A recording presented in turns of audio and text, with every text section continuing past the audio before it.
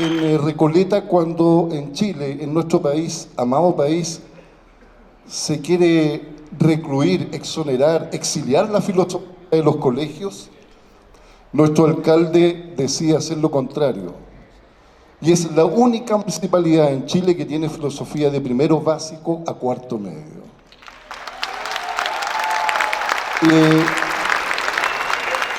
De tal manera que la presencia de Darío para nosotros es como, por fin, ver en la acción aquello a lo que aspiramos.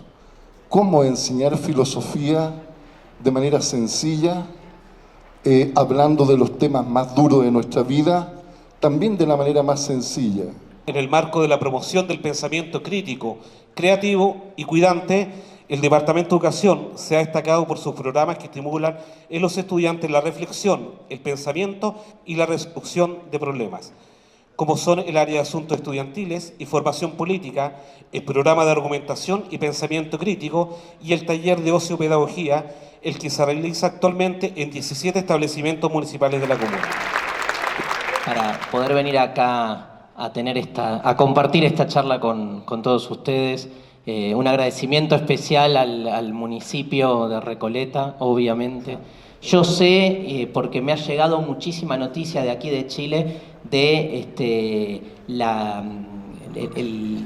el hecho de haber sido excluida la filosofía del plan de estudios, ¿sí? Y la lucha por el derecho a la filosofía que los profesores de filosofía están haciendo aquí. Y sé también de la excepción de este municipio en relación a ello.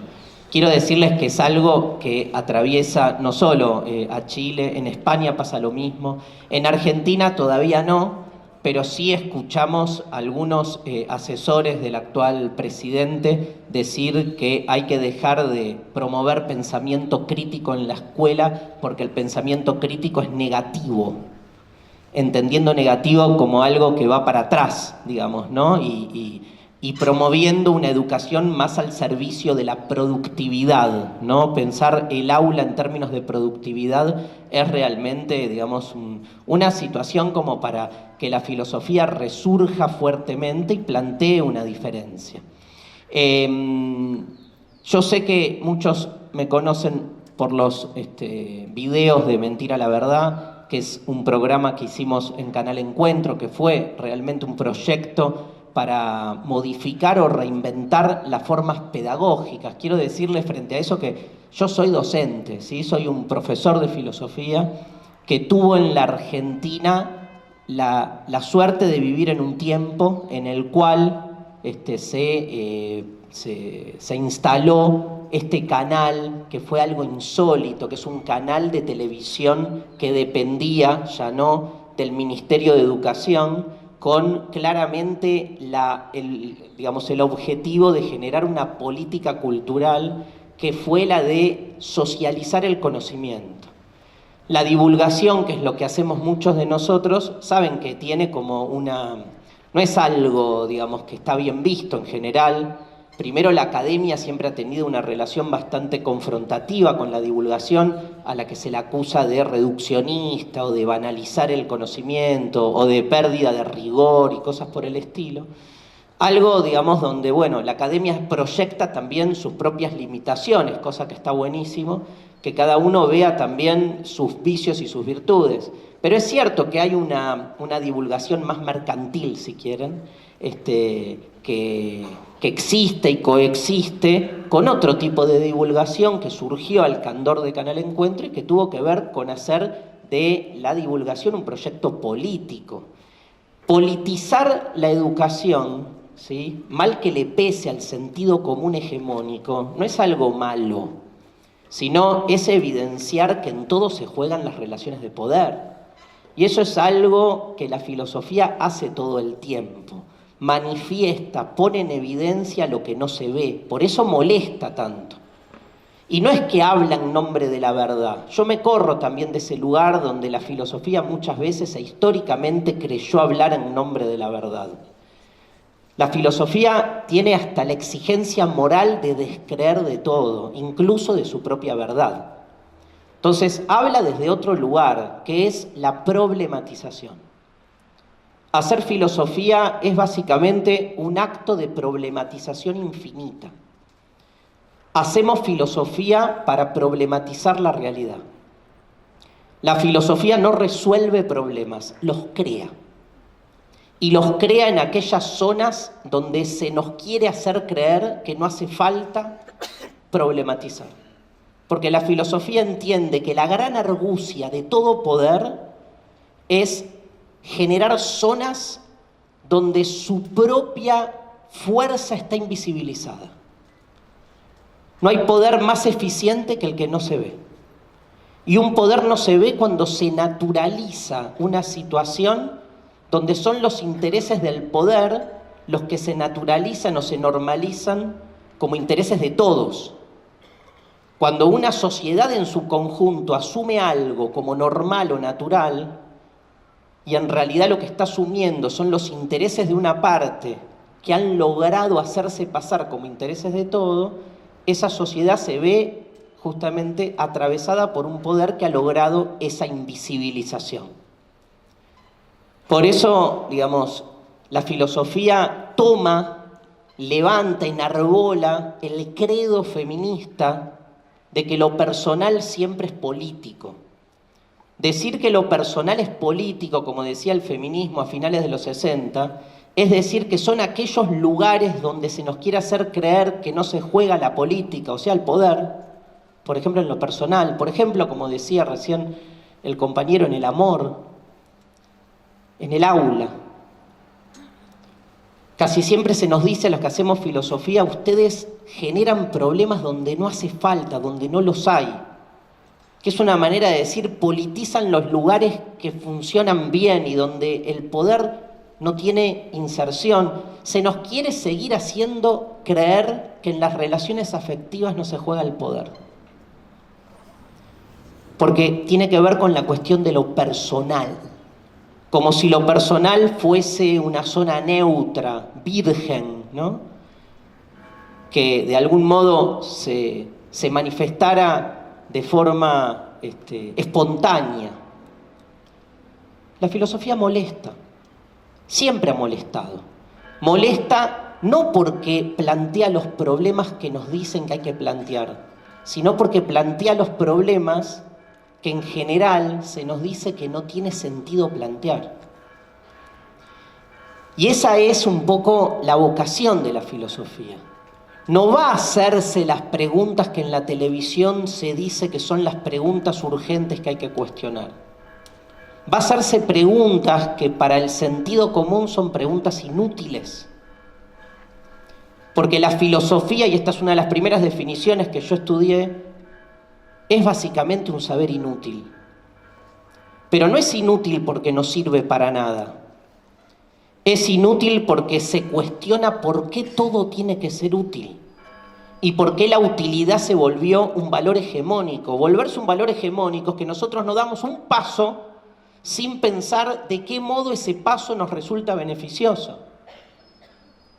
Pero la filosofía es la prioridad del otro, de lo otro, de lo inaprensible, de lo imposible, diría Derrida. Y si es la prioridad del otro, entonces la filosofía prioriza, no se prioriza a sí misma, entonces no gana. Nadie gana haciendo filosofía. Dinero ni hablar, ¿no? Pero además de eso, nadie gana en el sentido de que no resulta de un beneficio a nivel vivencial, como ¿hacemos filosofía? ¿Somos más felices? No. ¿Hacemos filosofía? ¿Somos más libres? No. ¿Cómo no? ¿Por qué no? Y felices seguro que no, porque haciendo filosofía estás cuestionándote qué es la felicidad, para qué sirve la felicidad.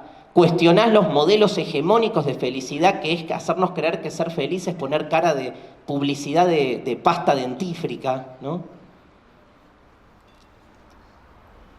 Y homologar la felicidad con el consumo, o con la tranquilidad, o con la imperturbabilidad. Cuestionas todo.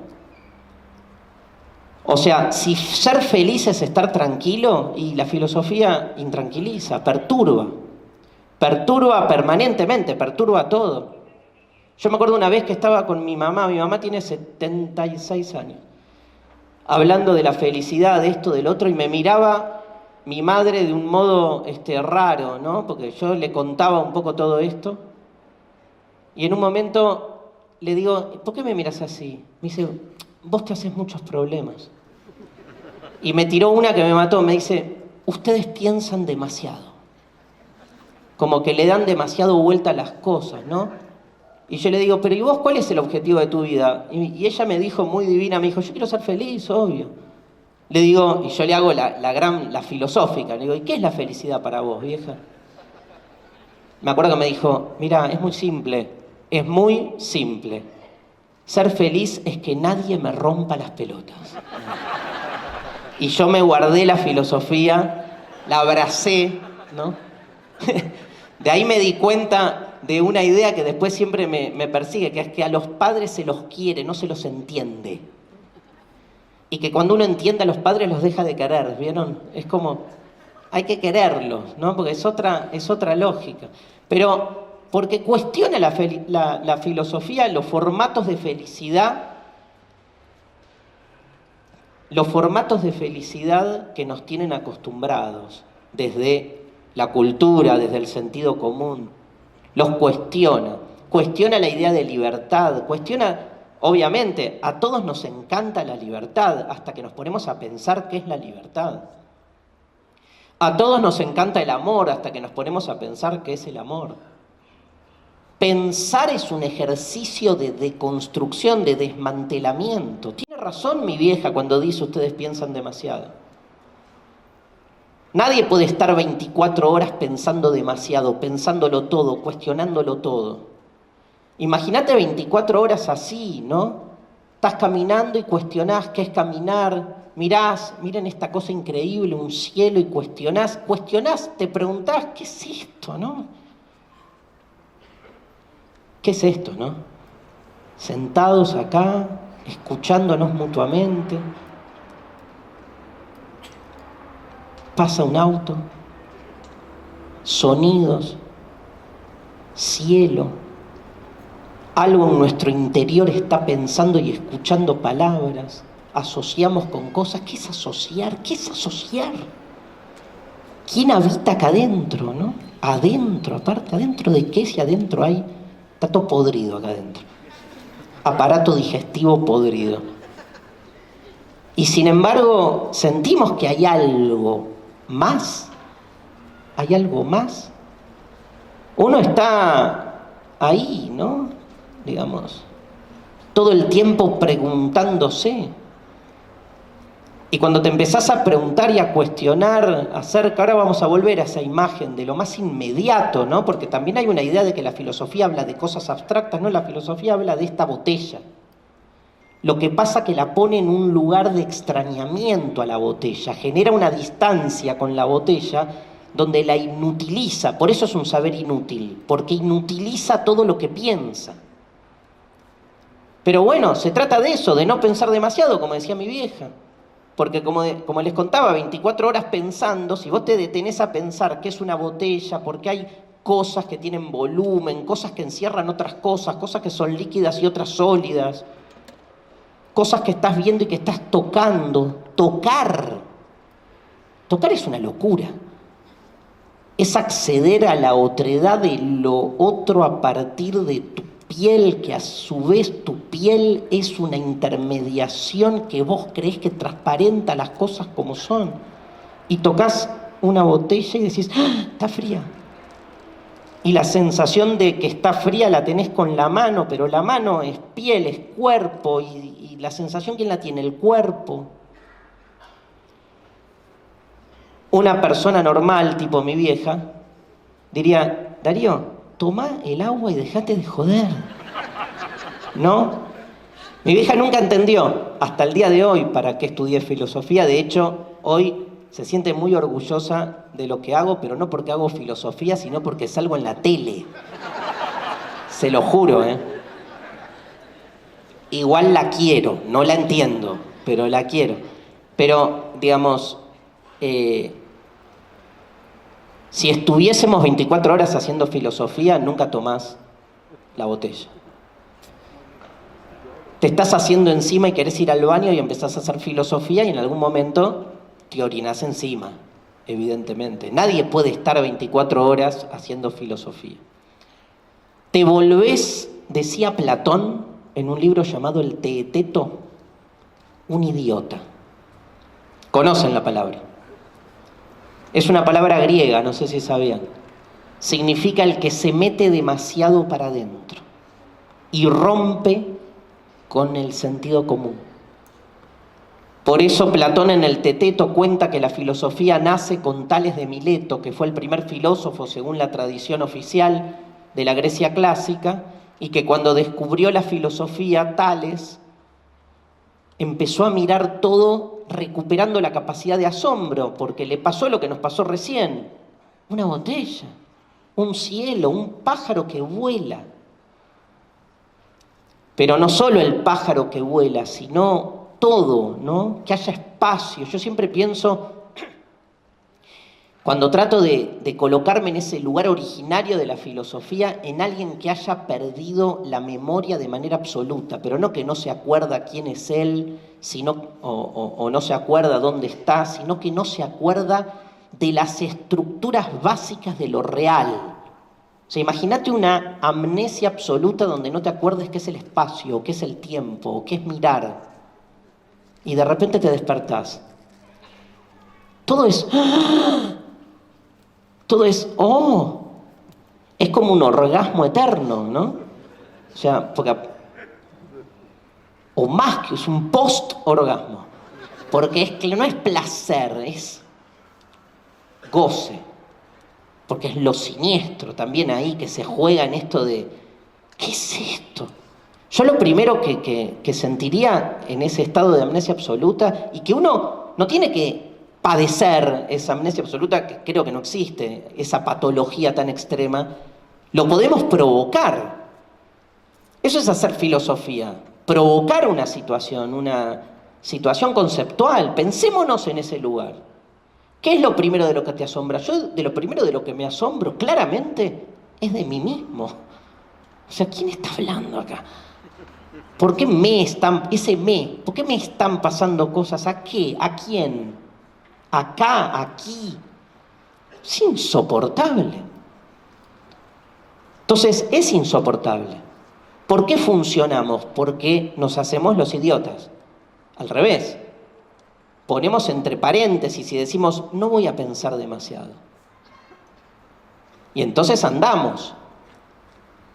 Ahora, cuando provocás la filosofía, y bueno, quedás como invertido frente al sentido común. Era lo que le pasaba a Tales. ¿Saben lo que le pasaba? Por ahí conocen la historia, la estudiaron. Tales empezó a sorprenderse con todo lo que lo rodeaba, entonces cuenta la leyenda que el tipo caminaba por las calles de Mileto y miraba siempre para arriba, extasiado, preguntándose por el porqué del porqué del porqué.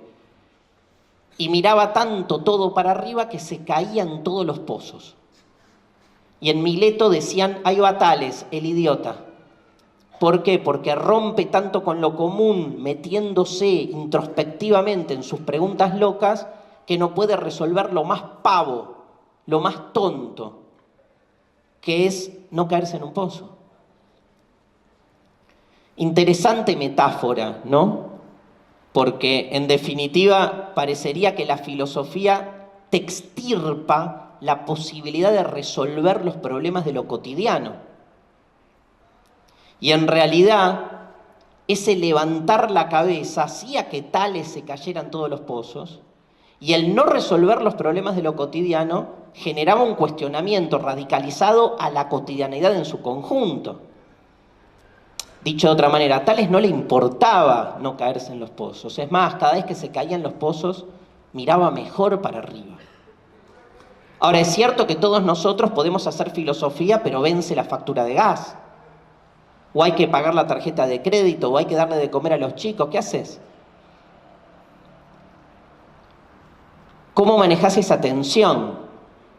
Si 24 horas por día haces filosofía, te volvés un idiota.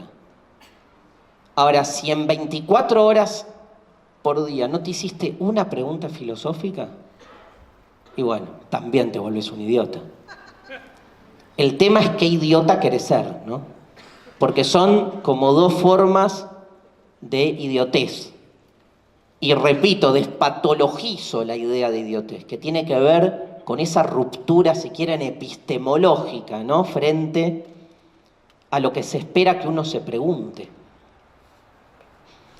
La filosofía angustia. Angustia. Hablemos de la angustia. De la angustia existencial. ¿Por qué angustia la filosofía? Porque no encuentra respuesta para nada. Porque no logra encontrar esa calma que dan las certezas. Buscamos certezas para calmarnos. Nietzsche, Dixit. Toda búsqueda de sentido es una búsqueda de seguridad. Buscamos tranquilizarnos porque la cosa en el fondo no tiene fondo. Porque la cosa en el fondo no tiene sentido. ¿Qué significa que la cosa no tiene sentido? No tiene sentido. Piensen el universo en sus bordes, el ser en sus bordes. No tiene sentido porque no tiene bordes. No, bueno, pero el mundo, el universo empezó en un momento. ¿Cuándo? Y hubo un origen. ¿Y antes del origen? Bueno, en un momento empezó a ser. ¿Y antes de ser qué era? ¿Nada? Y sí. ¿Y cómo pasás de la nada al ser? Ah, bueno, no, es que tuvo que haber algo. Entonces nunca empezó el universo. ¿Cómo nunca empezó? Sí, siempre hubo universo. Desde siempre y para siempre. Y uno dice, no, por favor, poneme un borde. Tirame una, el Big Bang, Dios. Son todos amigos. En el fondo son todas figuras del comienzo. Uno necesita un comienzo.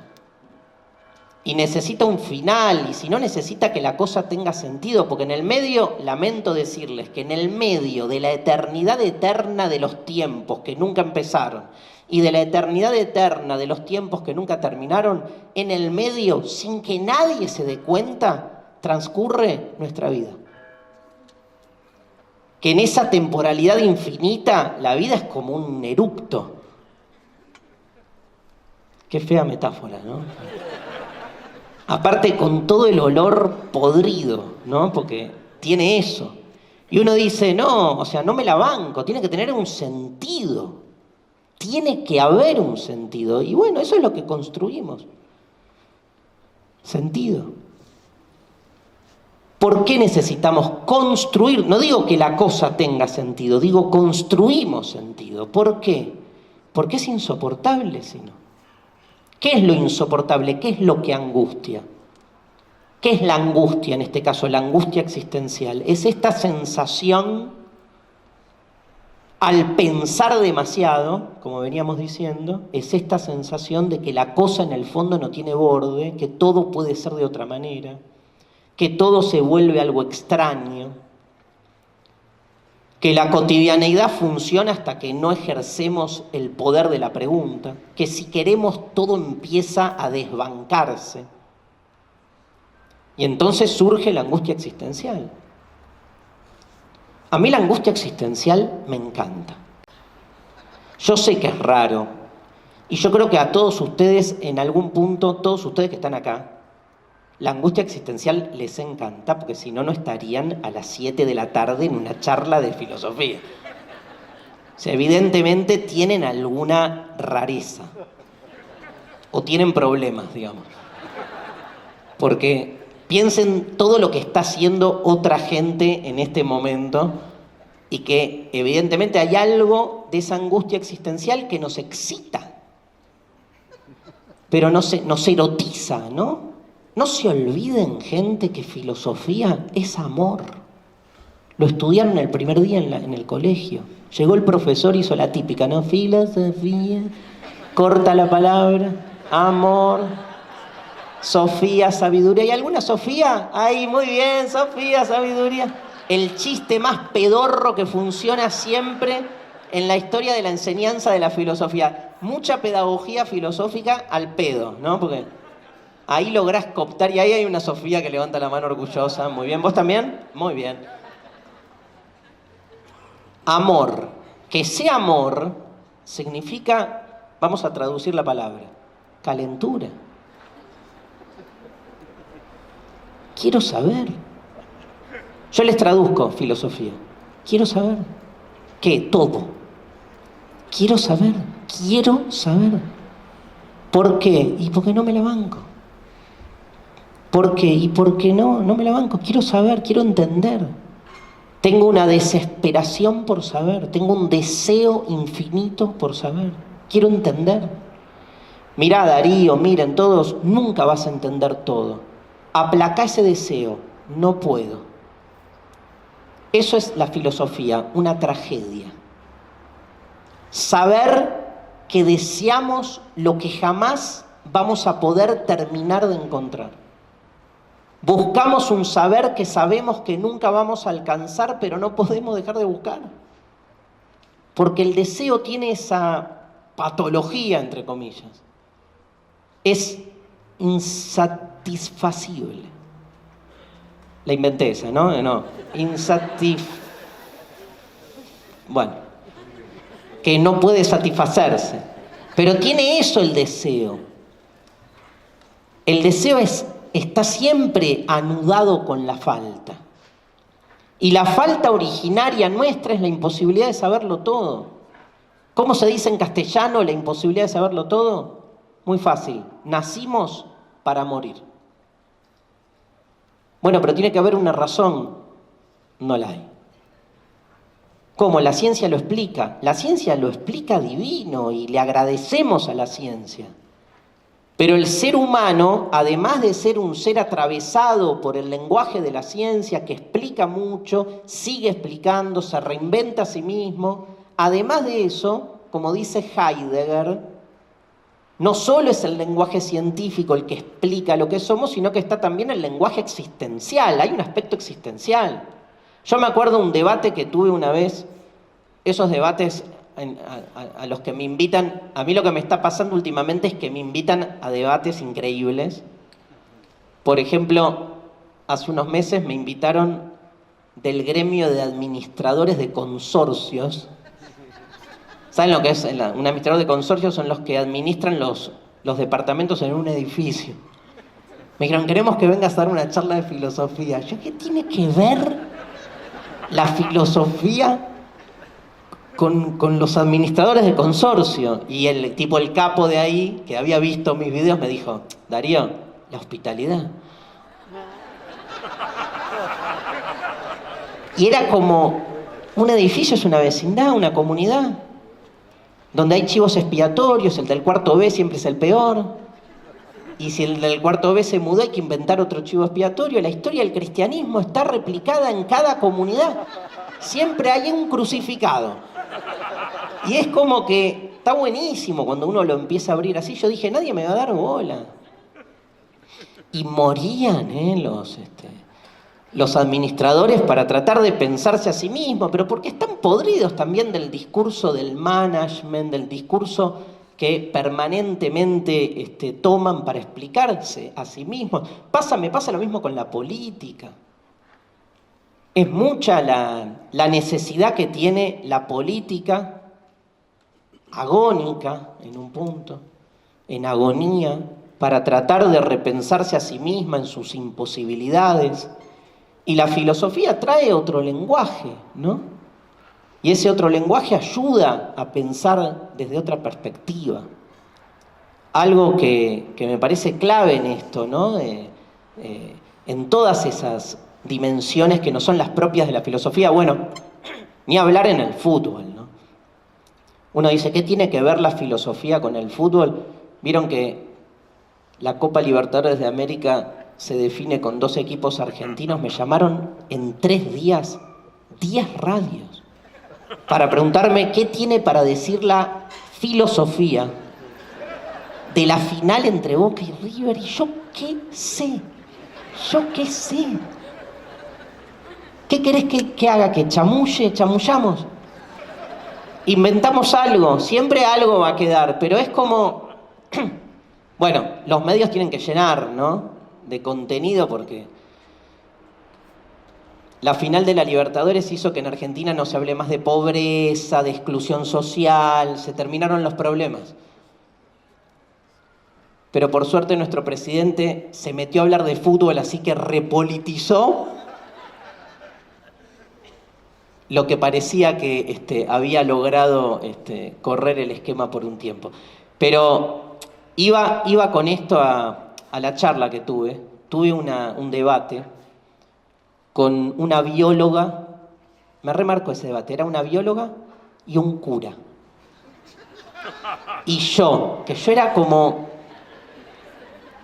no se entendía, porque era claro que la ciencia y la religión y la filosofía, digo, ¿qué juega ahí? Era como un trío, ¿no?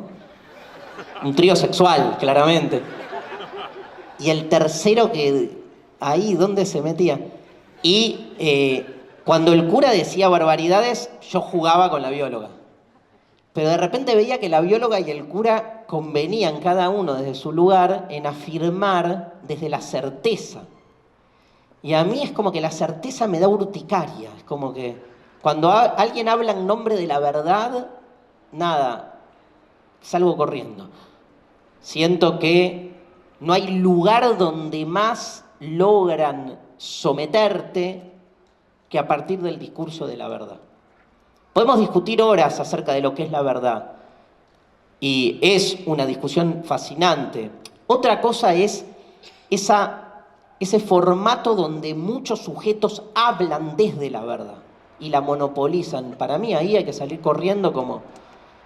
¿Se acuerdan en Matrix cuando Neo conoce al agente Smith y le dicen... y cada vez que me enfrento al agente Smith, ¿qué hay que hacer? Y le dicen, mira, hay una única salida, salí corriendo. Porque es imbatible, ¿no? Y a mí me parece muy interesante la figura del escape. No me parece un acto de cobardía, ¿eh? Me parece que una de las formas de resistencia más interesante, y en eso Matrix es ejemplar, como nos enseña también a pensar la resistencia contra el poder, es huirle también a las formas en que el poder construye su propia resistencia. Y es otra forma, no es escapar como quien se va corriendo. Irse corriendo es no dejarse en algún punto ser codificado por un sentido común que hasta codifica lo que es ser una resistencia o lo que es ser un crítico, ¿no? Nada, estábamos los tres discutiendo y en un momento hablábamos de qué era la muerte. Obviamente el cura dijo, es un pasaje. A mí me mata cuando... Claro, porque cuando alguien dice que la muerte es un pasaje, ¿no? Se crea como una idea de que hay algo más y que ese algo más... Yo no digo que no haya algo más. Lo que jamás diría es qué es ese algo más. Está bueno como dimensionar este aspecto. A ver, lo voy a graficar un poco. La bióloga era atea. El cura claramente no. Creyente. Si vos le preguntabas al cura que si pensaba que Dios existía o no existía, te iba a decir, obvio. Yo afirmo la verdad de que Dios existe. La bióloga, frente a esa verdad, mi amiga, ahí te hermanas con la bióloga, decía, yo afirmo la verdad de que Dios no existe, cura. Pero cuando ella decía, yo afirmo la verdad de que Dios no existe, a mí me hacía ruido. Porque yo no creo en la verdad. Entonces, me hacía ruido la verdad de que Dios existe, pero también me hacía ruido la verdad de que Dios no existe. Me siento más cercano a la bióloga, no me cabe duda, pero no me siento cercano a ningún tipo de apropiación de la verdad. No puedo estar seguro de nada. Seguro no puedo estar de nada. Lo que puedo cuestionar es que si alguien dice que Dios existe o que hay algo más, le ponga nombre, lo caricaturice, lo defina. O sea, a mí me queda claro, por decirlo así, que lo que me rodea no me alcanza. ¿Hay algo más? Esa es la pregunta que me irrita todos los días. ¿Hay algo más? Me la pregunto todo el tiempo. Ahora estoy mirando, veo la imagen, el árbol, el cielo que nunca termina, ¿no? Y digo, ¿hay algo más? La pregunta para mí abre el espacio de la filosofía, pero también de lo religioso. O sea, ¿quién puede venir a decir, no, no hay algo más? O, sí, sí, hay algo más. No le creo a ninguno de los dos. Porque lo que hace la filosofía es establecer la pregunta, justamente al revés, como apertura de esas certezas cerradas, a partir de las cuales el que se cree dueño de esa certeza desarrolla y despliega su propio interés, administra sus instituciones. Ahora, a mí no me cierra. Menos me cierra el religioso que a través de las religiones institucionales le pone, como les decía, nombre e historias a ese algo más. Yo sé que hay algo más, se llama Dios. ¿Cómo sabes si está más allá de este mundo? No, subí, no sé, ¿qué te iba a decir? ¿Cómo puedes saber si hay algo más? ¿Cómo puedes saber qué hay en el más allá? Si vos estás condenado al más acá. La única forma de saber qué hay en el más allá, desde el más acá, es masacaizando el más allá. Pero que ya no es el más allá. ¿Podés pensar a Dios? No, porque si lo pensás ya no es Dios. Pero ¿hay Dios? Ni idea. Si hay Dios, no es Dios. Porque el Dios que nosotros podemos pensar es pensable. Si es pensable, está acá, está más acá. Pero mi pregunta es si hay algo más. Ahora, ¿alguien puede afirmar no hay algo más? ¿Podemos ser tan omnipotentes? Bueno, hay una institución que históricamente te contesta, le da nombre. Vieron que tiene su particularidad ese Dios. Porque está buenísimo. Yo qué sé, si alguien tuvo una revelación mística y conoció a Dios, lo envidio. Pero justo es blanco, varón, heterosexual, burgués, europeo. Un Dios a la medida, en realidad, de los grandes dominantes de nuestra sociedad. Porque si hay un Dios, justo ese Dios está hecho a imagen y semejanza de la cultura hegemónica. De última, si hay que ser religioso, viva el Dios de los pobres, el Dios de la carencia, el Dios de la debilidad, el Dios que muere. ¿No? Nietzsche, gran teólogo con la muerte de Dios. Tal vez es el que mejor entendió a Dios, ¿no? Porque Dios, para ser Dios, no tiene que ser eso, en definitiva. Alguien que llega al extremo tal de su poder que decide suicidarse, porque en algún punto deja de ser, ¿no? Todas estas cosas piensa la filosofía, y no me quiero ir sin el debate con la bióloga y el cura, porque el debate tenía que ver con la muerte. Y entonces la bióloga decía, mira, no hay mucha más. Yo también me hago la pregunta, ¿hay algo más después de la vida? Queremos que haya algo más, ¿no? La muerte es el gran tema, lejos de la filosofía. No hay otro interés. Es lo único que no nos cierra. Es insoportable. ¿Qué hacemos? No la pensamos, ¿vieron? Aparte, vieron que a mí me gusta mucho hablar de la muerte. Y siempre salta uno que dice, shh, no la llames. Como que hablas de la muerte y tipo, viene la muerte. Pero, ¿por qué la palabra muerte tendría esa fuerza y no otra? Vos decís, puede ser que me muera, shh, te podés morir. Ahora, si vos decís, puede ser que me encuentre una valija con $1.000.000, ¿por qué no tiene esa fuerza otro deseo y el de la muerte sí pensás que puede venir? El tema es ex post facto, es que alguien diga, puede ser que me muera de un paro cardíaco dentro de 10 minutos. Después te morís dentro de 10 minutos y cagaste. Porque no solo te moriste, sino que quedó como que, digamos, uno termina llamando a la muerte, y a veces pasa. Platón decía que la filosofía es un ejercicio para la muerte. Hacemos filosofía para tratar de comprender lo incomprensible. ¿Comprendemos lo incomprensible? No. Salgamos de la lógica de la utilidad. Repito la definición. Hacemos filosofía para tratar de comprender lo incomprensible. Comprender lo incomprensible es una tarea imposible. Por lo tanto, la filosofía, dice Derrida, es una experiencia de lo imposible. ¿Listo? Vodka. Nada. Escúchenme. El primer aplauso de la noche surgió cuando dije vodka. Nada, que quede en actas. Habla de ustedes. Igual hubo una que aplaudió ahí, que fue como que llegó a que todo el mundo aplauda. Es muy linda la idea de Derrida de la experiencia de lo imposible. Vuelvo con el morir, digo.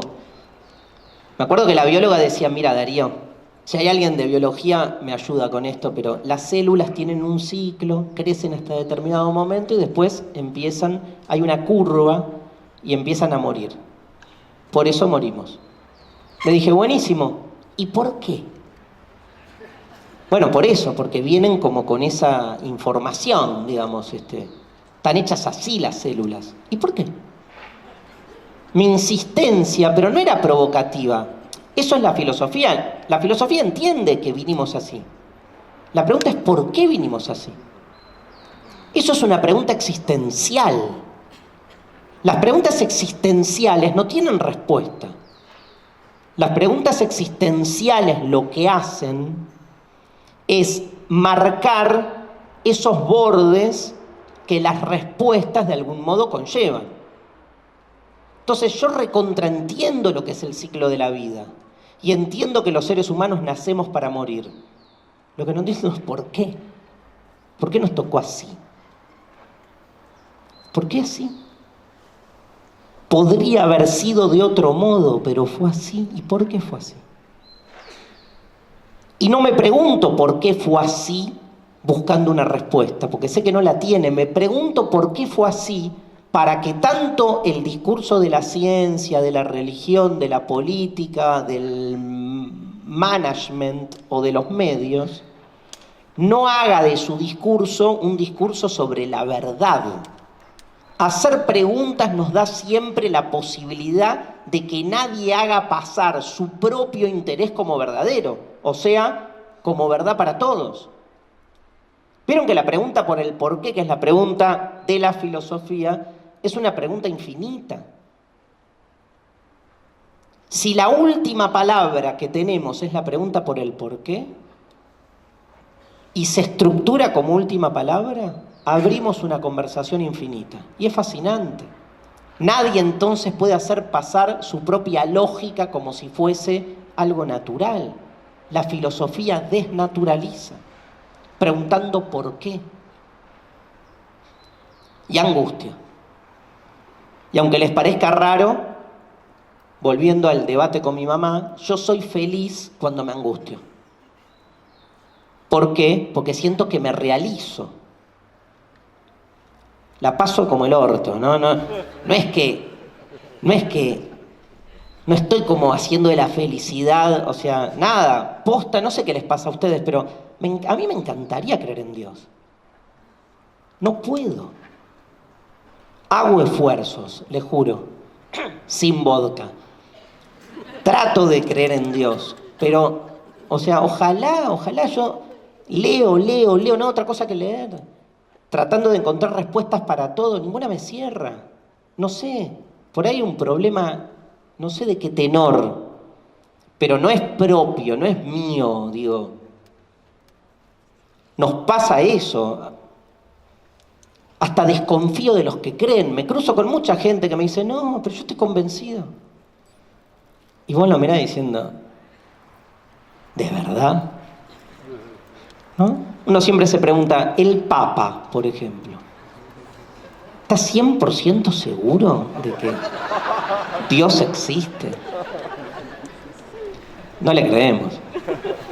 Menos a un Papa argentino, ¿no? Como el que nos tocó. Pero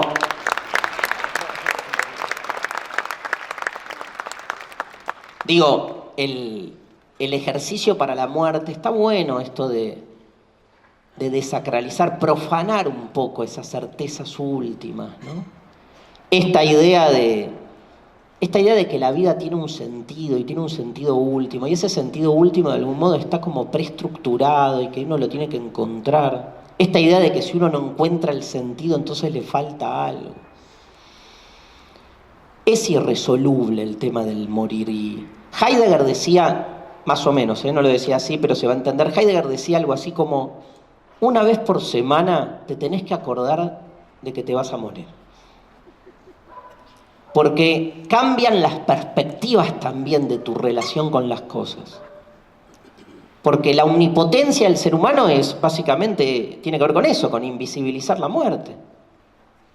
Compensar la parte, ¿no?, desde otra lógica. No sé, Heidegger en Ser y Tiempo trabaja mucho la cuestión de la muerte y la relación entre la angustia y la muerte, ¿no? Él tiene como dos... Les encanta hablar de la muerte, ¿no? ¿Sigo? Sí. Digan que no es domingo, porque domingo a esta hora hablar de la muerte es un combo tipo... Vieron que el domingo es como el día del corchazo, ¿no? Es tremendo, 6, 7 de la tarde. Pero Heidegger decía esto, decía que hay como una oscilación entre dos polos, como que al mismo tiempo y de manera contradictoria pensamos que la muerte tipo nunca llega. Si yo les preguntara a ustedes, piensen 2 minutos y no se angustien demasiado, ¿cuánto les falta para morir? ¿Mucho o poco? Mucho. Acá hay una niña que dijo para mí mucho y todos la envidiamos. Mucho. Le preguntás, ¿cuántos años tenés vos? 8 años, dice mucho. Muchísimo. Le preguntás a alguien de 20, que hay un montón acá, ¿cuánto falta para morir? Mucho. No me cagues. Le preguntás a alguien de 40, mucho. Le preguntás a alguien de... Yo tengo 50, alguien de 50, un montón.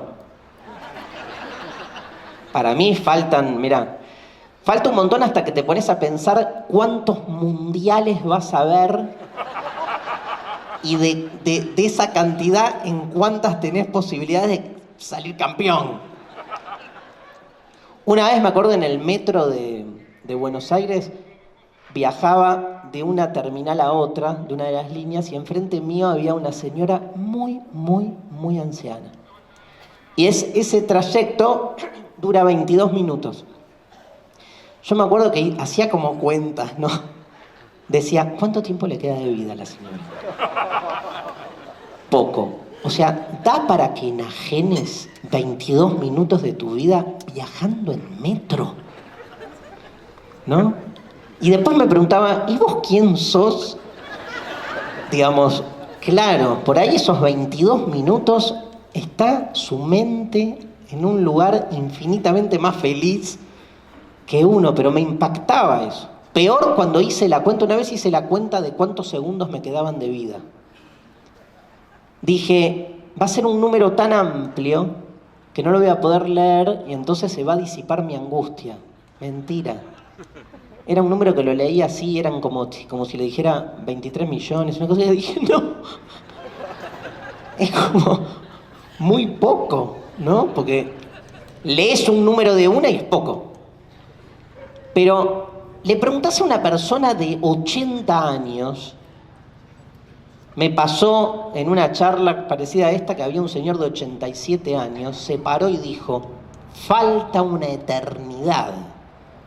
Y ese señor, como cualquier persona de 80, 85 años, no está pensando me voy a morir mañana. Siempre Heidegger dice, la muerte, digamos, siempre falta mucho para morir. Y agrega Heidegger, y al mismo tiempo la muerte es inminente. O sea, nos falta mucho para morir, pero todos sabemos que nos podemos morir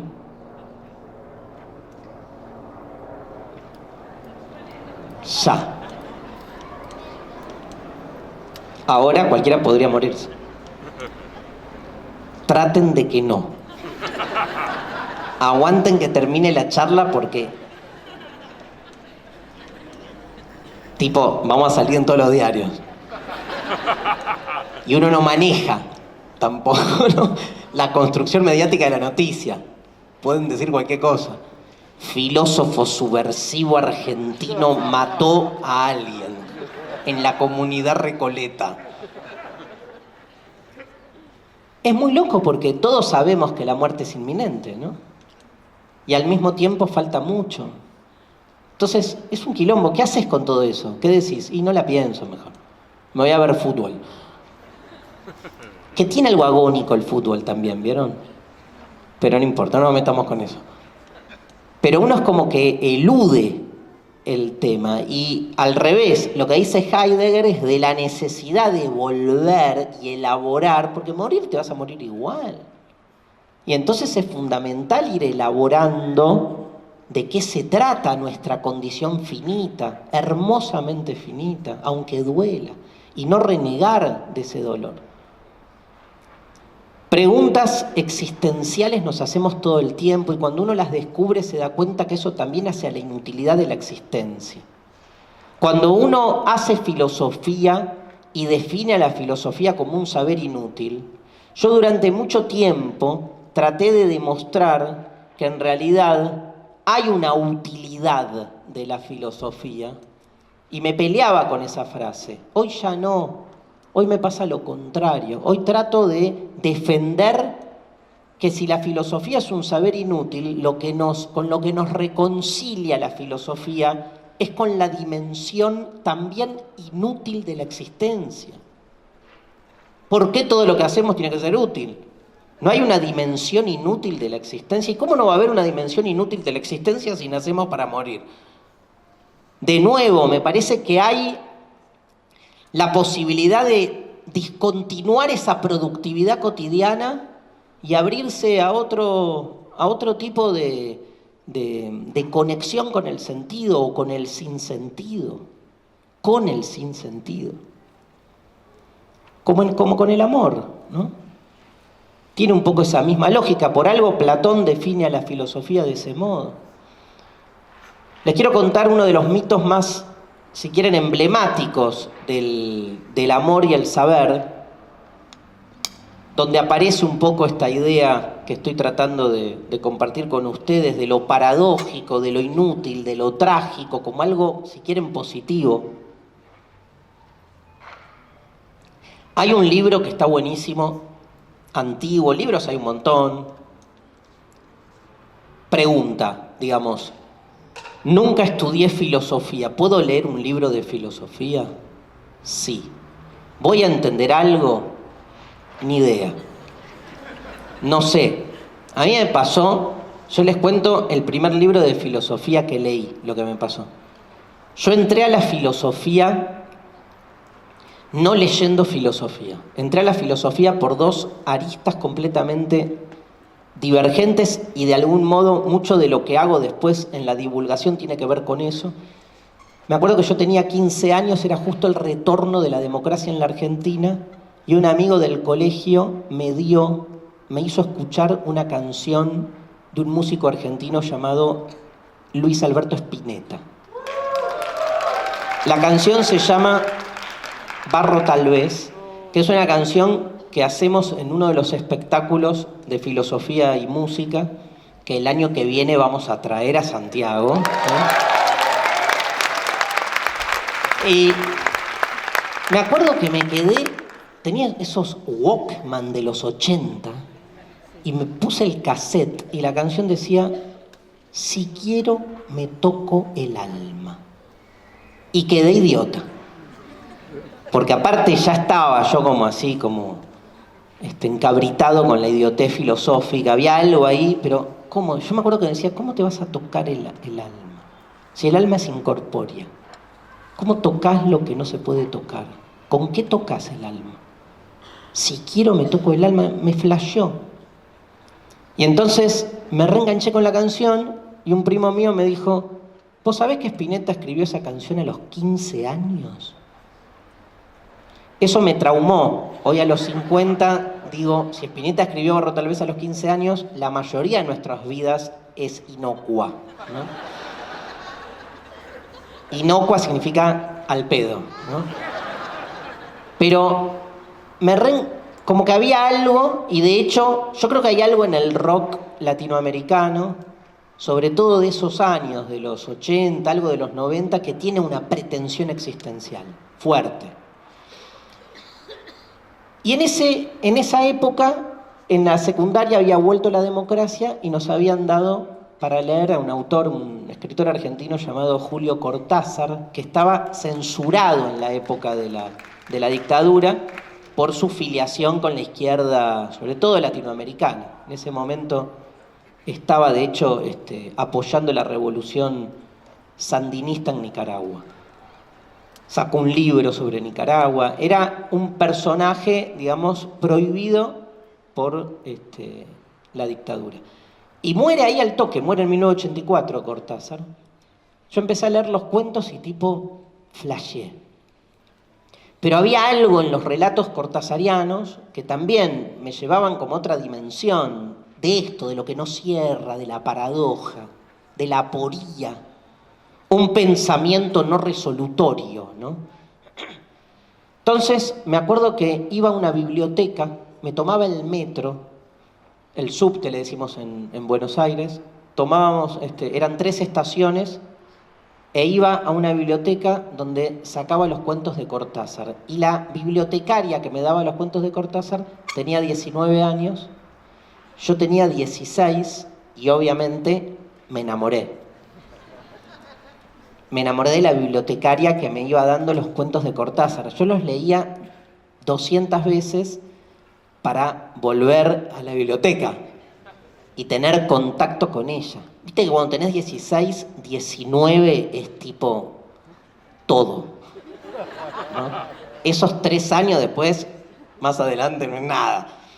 Pero 16 a 19 era un salto erótico, cualitativo, único. Y entonces un día voy y Spinetta la volvía loca. Aparte yo era nerd, insoportable.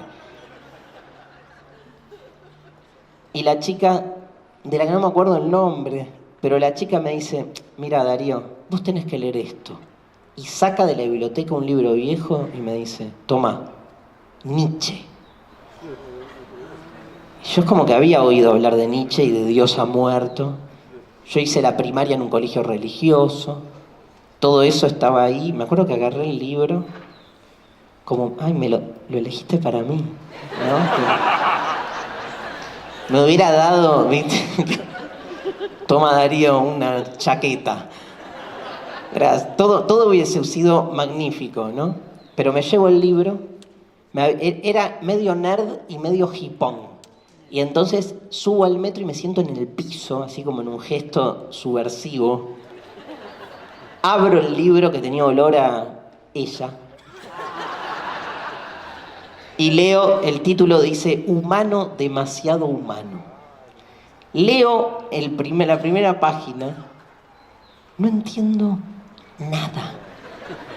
Nada, no sé si no les pasa a ustedes con algunos filósofos que decís, ¿de qué está hablando? O sea, tipo, pero no va a un punto en algún lado, ¿viste? Cuando... Ahora, me leí esa página, no entendía nada, y la sensación que yo tenía era de amor. O sea, me encantó lo que leí. Explícame cómo te puede encantar lo que leí, cómo te puede encantar lo que leíste si no entendiste nada. ¿Se acuerdan de las mamás no se las entiende, sino que se las quiere? Bueno, hay algo de eso. Algo que me pasa ahora. Ahora me pasa de que de repente me pasó hace muy poco en un colectivo en Buenos Aires, un señor grande me paró y me dijo, ¿usted es el filósofo que hace esos programas de televisión esos programas que veo en la televisión pública? Sí, le digo yo. Me dice, al revés, me dice, me encantan sus programas. No entiendo nada, me dice. Y yo como que me retrotrae a esa época donde me pasó lo mismo con Nietzsche. Yo hay un 25% de Nietzsche que no sé de qué está hablando. Y doy clase de Nietzsche en posgrados, ¿eh? Eso habla de los posgrados, en realidad, ¿no? Pero bueno. Peor es Hegel, hay otros que son ilegibles directamente. Para mí la filosofía es literatura. Es un género literario. ¿Cómo vas a decir eso si tiene una pretensión de verdad? Toda literatura tiene una pretensión de verdad. Que la filosofía sea un género literario significa que hay una apuesta en la filosofía por conmover. Que es cierto que en su origen se ha presentado siempre como una construcción edificante en términos argumentativos, pero las argumentaciones son hasta un juego de palabras. Esa dimensión artística de la filosofía hace que sea una disciplina que nos conmueve, que nos emociona y que no está tan atada o tan ligada a su resolución productivista. Y entonces, digamos, y cierro con esto, es muy interesante repensar, y déjenme citar para terminar a uno de los filósofos claves de todo lo que dijimos, de quien se cumple este año, 200 años de su nacimiento, que es Karl Marx. Marx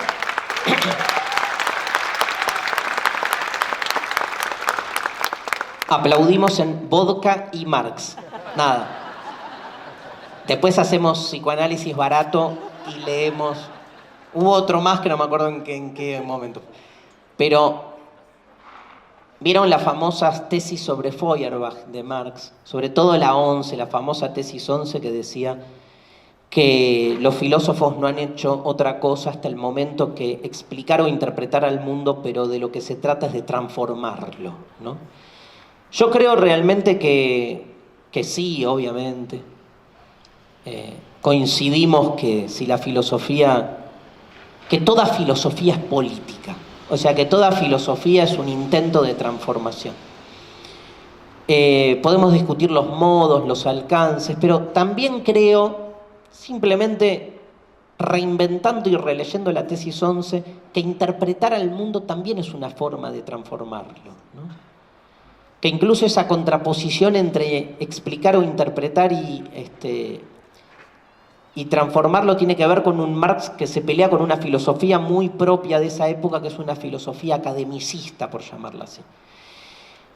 Me parece que de algún modo algo de eso subsiste y que por lo tanto cuando uno sale a defender el carácter interpretativo, hasta ficcional de la filosofía, si quieren literario o artístico, ¿no? Se reconcilia con ese sentido más político.